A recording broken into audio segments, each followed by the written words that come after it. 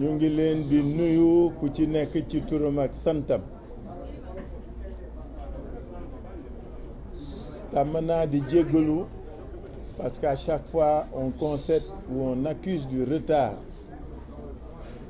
mais defe naa bii tey yéen a tardé parce que 19h05 duggoon nañ ci salle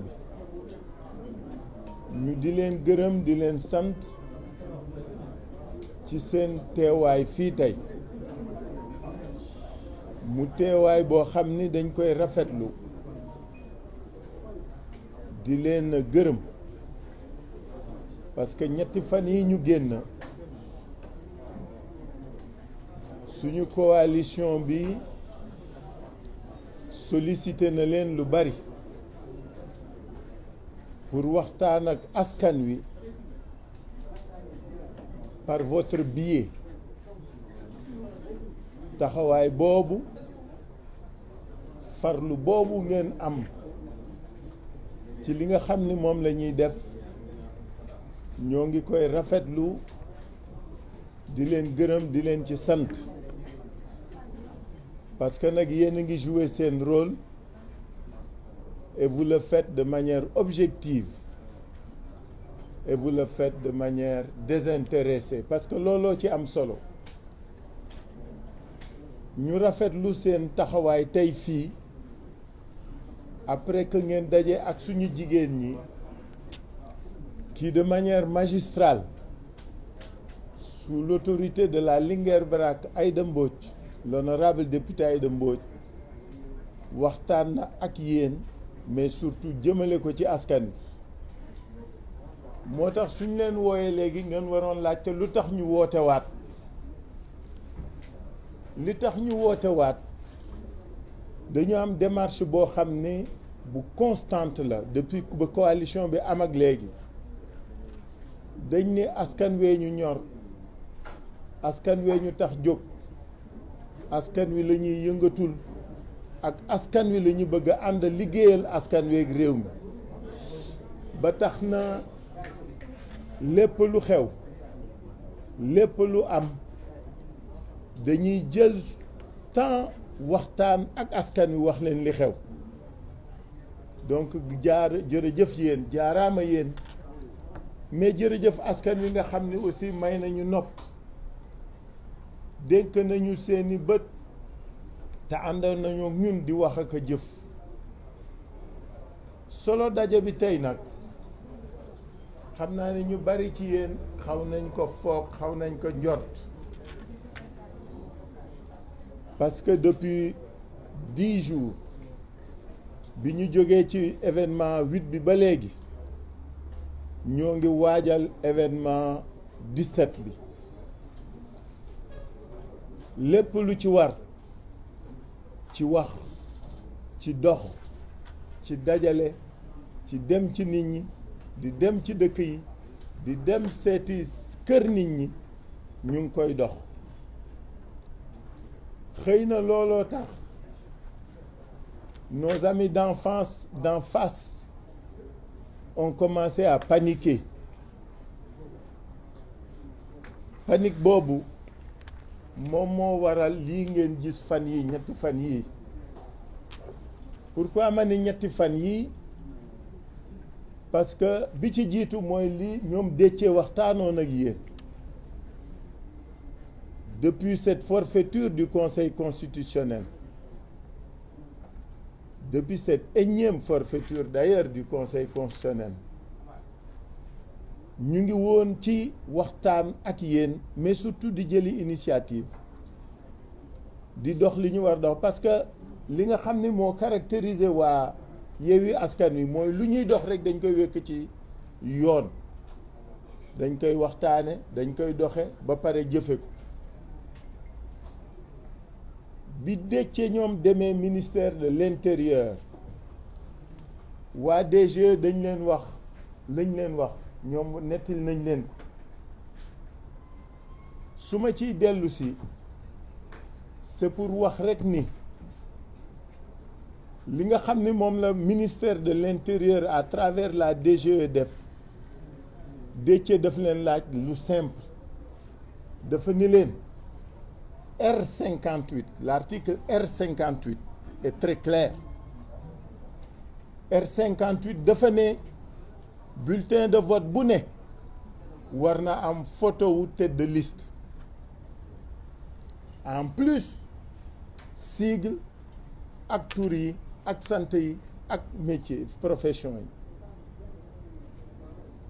mais li tax ma di ci dellu si mooy Déthié daf leen laaj lu ñu tontuwul. Déthié dafa ni leen biñ nee ko dañ lay jox bulletin bu dul am photo dafa ni leen wax leen ma fu ngeen ko wékk. et c'est ça qui est important. mais li gën a am solo mooy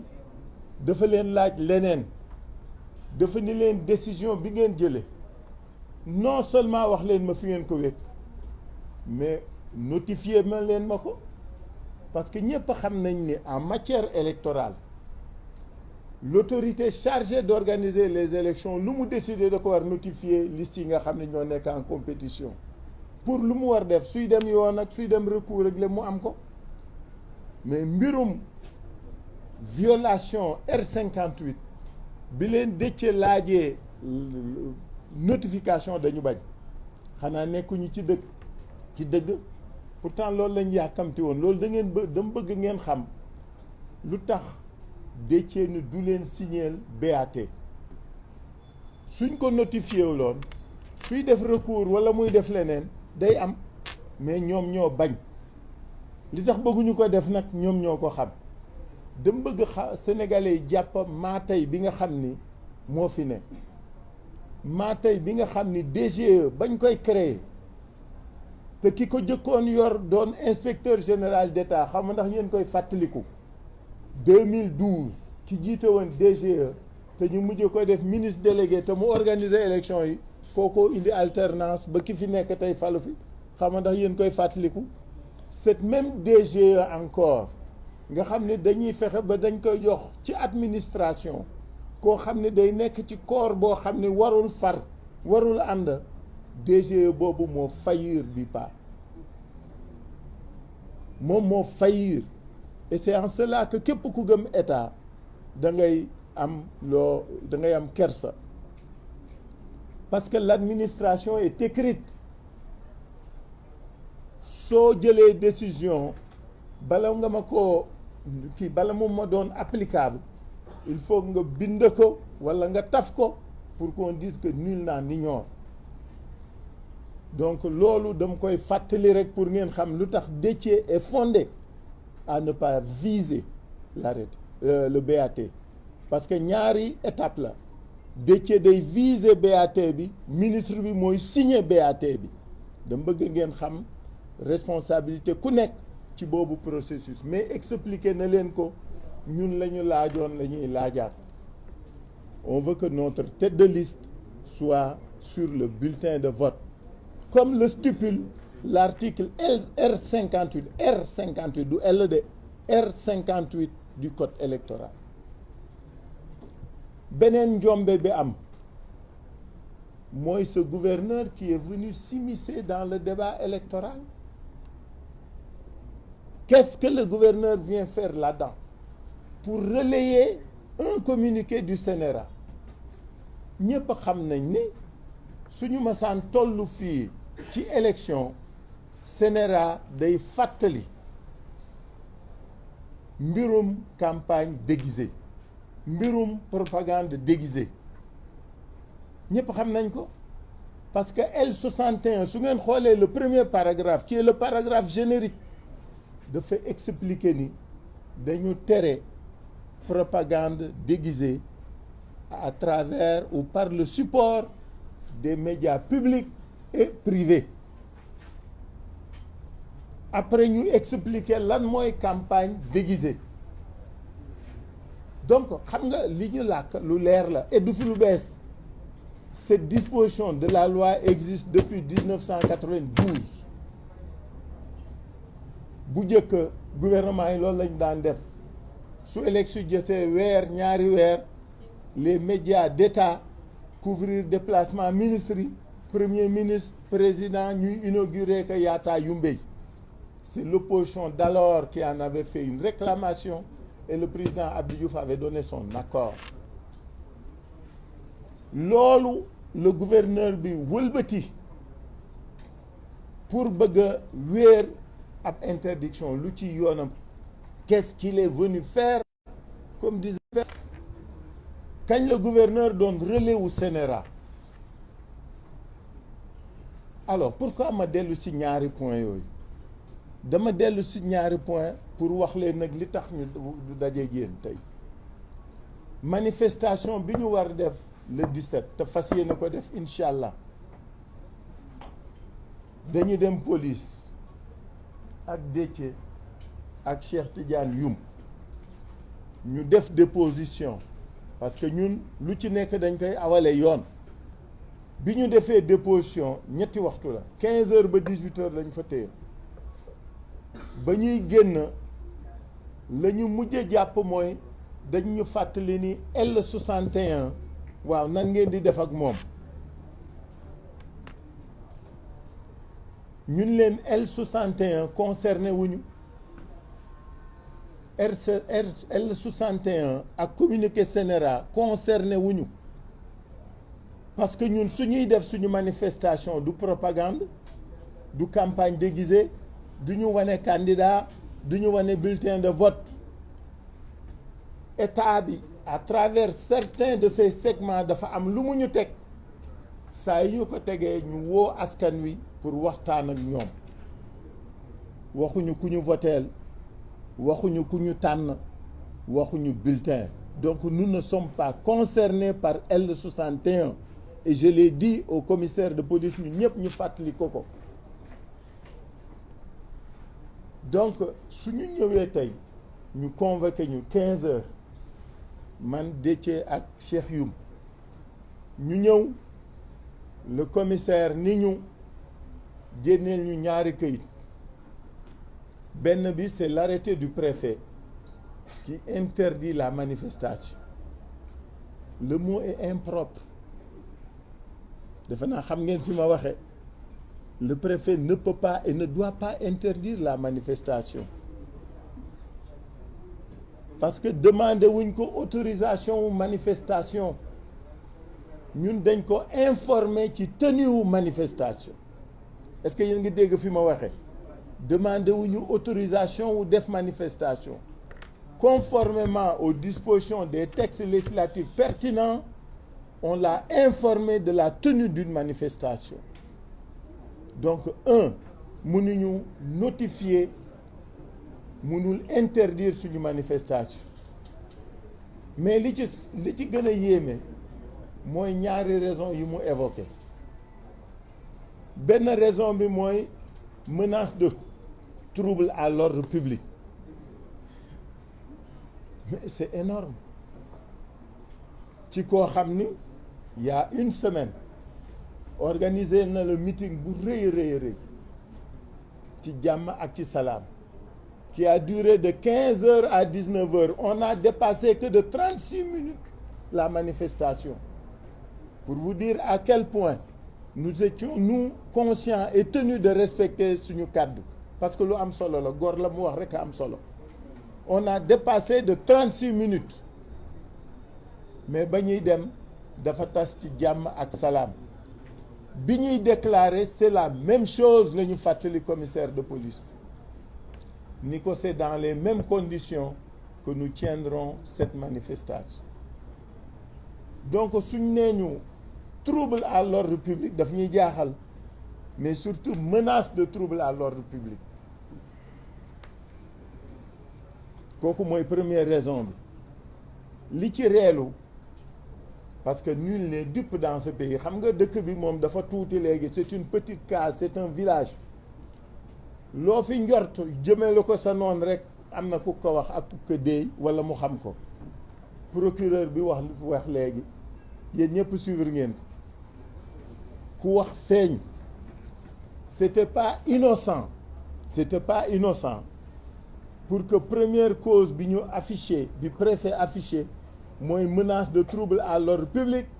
le procureur qui sort tout à l'heure et qui dit que notre manifestation de dimanche dernier de mercredi dernier était insurrectionnelle yéen ñëpp ko dégg Je ne veux pas faire le commentaire de son texte ou de son exposé, mais le mot, c'est lui qui l'a lâché, parce que moi, je l'ai écouté, et nous l'avons tous écouté. Il a parlé d'insurrection. Ce n'est pas innocent. Ce que vise l'État, ce que visent certaines structures de l'État est net et clair. Qu'est-ce qu'il y avait d'insurrectionnel dans la manifestation du 7? Nañ ñu ko wax du 8. Qu'est-ce qu'il y avait d'insurrectionnel? Quand est-ce que l'ordre public a été menacé? Quand est-ce que la sécurité de l'État et de la nation et des citoyens a été menacée? Jamais dans cette manifestation et lors de cette manifestation. Mais xam nañ fi ñu jëm parce que leur cabinet occulte, leur relais ont commencé à distiller des choses. Li procureur bi wax ci français bokkul ak li mu wax ci wolof xaw ma ndax déglu ngeen ko. En français, il a fait preuve de beaucoup plus de retenue que bi mu wax ci wolof. Bi mu wax ci wolof nee na personne n'est intouchable. Personne n'est intouchable. Lu mu fiy def si ak lan la fiy def ci waxtaan wi. Et que daañu topp ñëpp parce que la manifestation du 8 était insurrectionnelle. Dama ni xam nga lii raam ci ñag bi la jëm ñun nag duñu xaar ba mu egsi ci ñag bi dañ koy dogaatle jàmmaarloo ak moom. Aucun d'entre nous ici n'est dans un cadre, dans un objectif d'insurrection. Nous sommes des citoyens qui usons de nos droits et qui manifestons. Comme que feeñaguñu ñoom ñun ñoo ngi leen di xaar ñun xam nañ fi ñu jëm xam nañ li ñu bëgg a wax mais comme que ñemeeguñ ko wax duñ leen ko wax mais je veux que rek prendre l'opinion à témoin parce que nag ci leader yi kenn doo nga fi dëkk Casamance.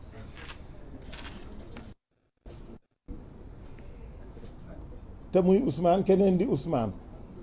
Vous avez compris ce que je veux dire. Donc dama bëgg ngeen disséquer ngeen déglu li procureur bi wax ngir tey xam nga ëllëg lañ jëm te li ci kanam rawu li bët loolu olof yi wax na. Moi je dis à l'opinion publique nationale et internationale que am na lu kenn dul nangu nag gis nga yëf ki am na lu kenn dul nangu et foo wëliise rek xam nañ fa nga jëm. Donc je veux que de ce point de vue ngeen jàppalu bu baax li ma leen wax tey parce que ci kanam lañ jëm. Donc menace à l'ordre public di première raison bi préfet bi wax taxawul jubul mais puisque la démarche était concertée, pensée, planifiée, il y a une concomitance entre l'arrêté du gouverneur, le communiqué du gouverneur, la sortie du procureur et la décision du préfet. dama bëgg ngeen link ñett yooyu. Aucun de ces faits n'est innocent. Aucun de ces faits n'est séparé de l'autre. Parce que waxu ëllëg la li ma leen di wax nii dama bëgg ngeen jàpp ko. Ñun dañuy doon ñoo xam dañ naan waxoon nañ ko xamoon nañ ko mais mani gaañi affaire bi du yomb de bëgg ñu xam ne li ñu bëgg ñoom du yomb mais c'est que dañ leen dul may sax mu nekk. ñaareelu raison bi mu wax mooy dafa ni article 61 la ñu violé nan la ñuy violé article 61 application article 61 article 61 dama leen fàttali léegi le premier paragraphe générique. L'article 61 concerne la campagne déguisée à travers les médias publics et les médias privés. Médias publics moom xam ngeen ni ñun jotuñu ci mënuñu ci jot de 2012 ak léegi moom kenn mënu leen gis fenn ñun mënuñu ci jot donc médias publics taxawul. Médias privés ñun xam nañ ne su campagne jotee pré campagne da ngaa fay da ngay fay. koo fayul du la ñëw génneel donc egguñu foofu et puis woowuñu kenn donc je veux que de ce point de vue aussi que sénégalais yi xam ne les arguties sont fallacieuses et que les arguments ne sont pas pertinents. li ñu wax wékku ñu ko fen loolu moo tax tey bi ñu demee le commissaire de police qui est très gentil vraiment soit dit pas en passant nous a notifié l'arrêté du préfet. On l'a pas reçu et on l'a pas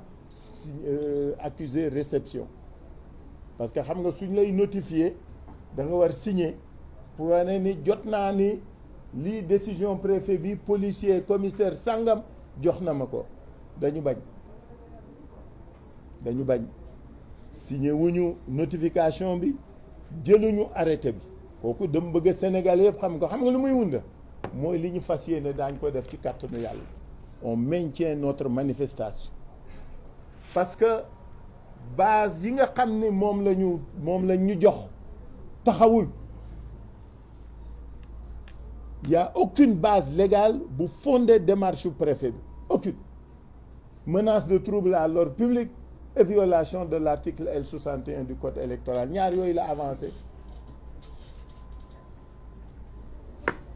bëgguma monopoliser parole bi lu yàgg mais li ma bëgg wax suñu mbokk askan wi mooy suba dañuy manifester ginnaaw suba dañuy manifester incha allah na ñëpp tase place de l'Obélisque